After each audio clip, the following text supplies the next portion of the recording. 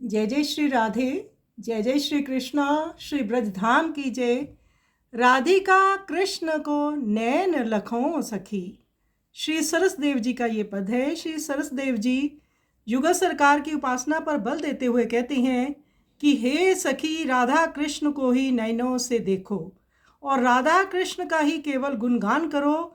रसना से राधा कृष्ण का ही नित्य रटन करो और राधा कृष्ण को ही हृदय में धारण करो।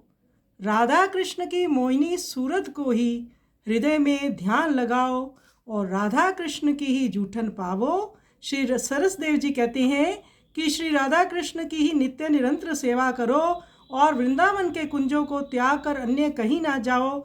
बहुत सुंदर उपासना श्री सरसदेव जी बतला रही हैं। आइए सुंदर पद का हम श्रवण करें।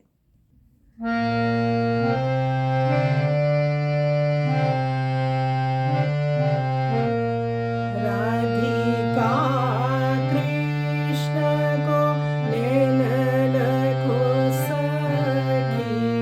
राधिका कृष्ण को नैन लखो सखी। राधिका कृष्ण के गुण गाऊं।